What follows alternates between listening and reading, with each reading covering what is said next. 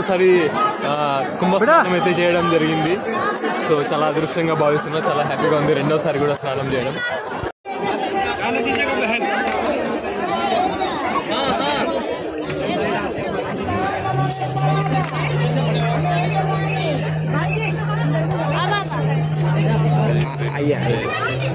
హర హర మహాదేవ్, హర హర గంగే. ఇప్పుడే మనం కుంభమేళాలో second Holi dip అయితే తీసుకోవడం జరిగింది. చాలా సంతోషంగా ఉందన్నమాట.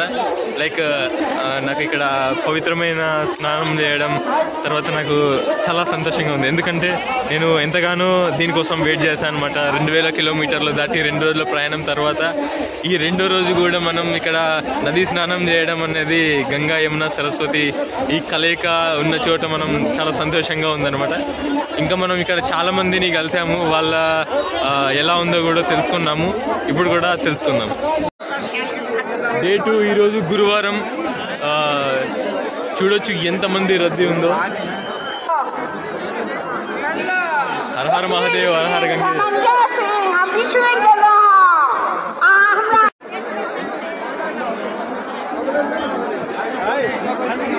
పోను పోను రష్ అయితే పెరుగుతుంది. వాటర్ తీసుకురావడానికి వెళ్ళారు, ఎందుకంటే మనం ఆ వాటర్ని ఇంటికి తీసుకెళ్ళాలి. అక్కడ తీసుకున్నట్టు హర హర మహాదేవ్, హర హర గంగే, హర హర మహాదేవ్, హర హర గంగే. మన సబ్స్క్రైబర్స్ అందరికీ మంచి జరగాలని కోరుకుంటున్నా, వాళ్ళ ఫ్యామిలీస్ కూడా మంచి జరగాలని కోరుకుంటున్నా. వీలైతే మీరు కూడా దగ్గరున్న వాళ్ళు లేదా ఇండియాలో ఉన్న వాళ్ళు వచ్చి మహాకుంభమేళాని విజిట్ అవ్వండి, ఆ పుణ్యాన్ని సంపాదించండి. హర హర మహాదేవ్.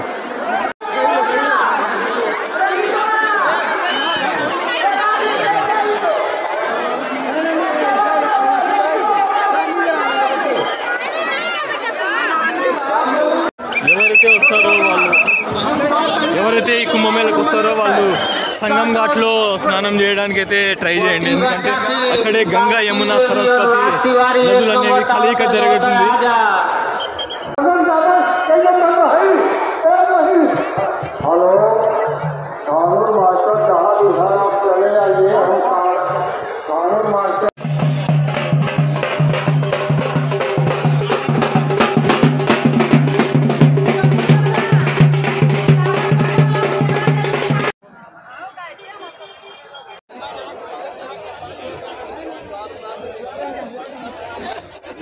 ప్రయాగ్రాజ్ లో మనం సంగం ఘాట్ నుంచి అక్కడికి కొంచెం దూరం రాగానే బోటింగ్ పాయింట్ ఇదే ఉంటుంది. మనం అక్కడికి బోటింగ్ పాయింట్ దగ్గర చేరుకున్నాం. పాయింట్ అయితే ఉంటుంది, ఆ బోటింగ్ పాయింట్ దగ్గరికి అయితే చేరుకున్నాం. మీరు చూడొచ్చు.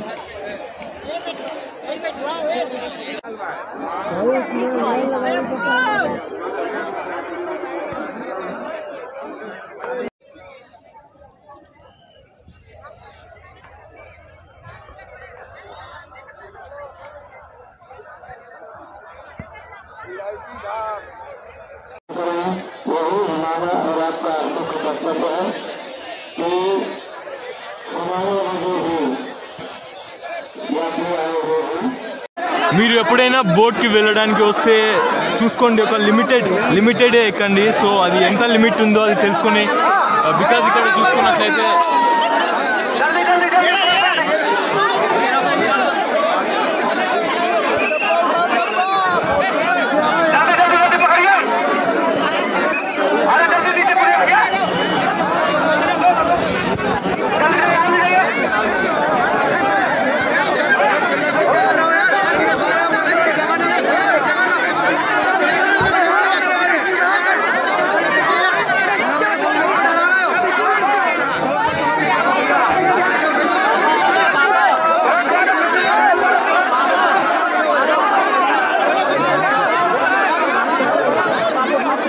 ఇక్కడ ఒక సంఘటన అయితే జరిగింది, బట్ ఎవరికి ఏం కాలేదు. అది సంతోషించాల్సిన విషయం. బట్ చాలా జాగ్రత్తగా ఉండాలి బోట్స్ ఎక్కినప్పుడు. హర హర గంగే, హర హర గంగే.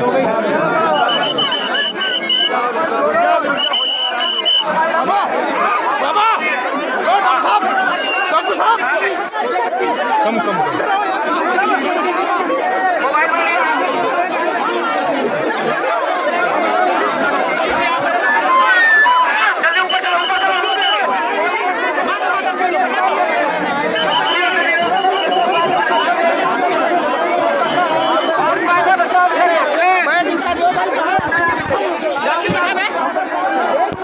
ఇక్కడ చూసుకున్నట్లయితే ఒక బోట్ మునిగిపోయింది అనమాట. ఇక్కడ ఎందుకంటే చాలా మంది ఎక్కేశారు ఆ బోట్లో. ఆల్మోస్ట్ ఒక 20 పీపుల్ అయితే ఎక్కారనమాట.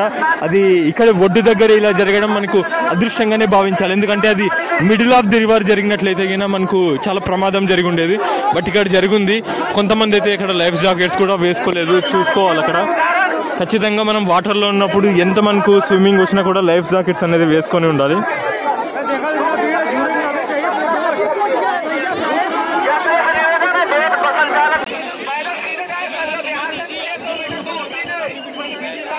ఇక్కడ ఒక గ్రూప్ అయితే పరిచయం అయింది అనమాట. వాళ్ళందరూ కూడా ఉత్తరాఖండ్ నుంచి వచ్చారు.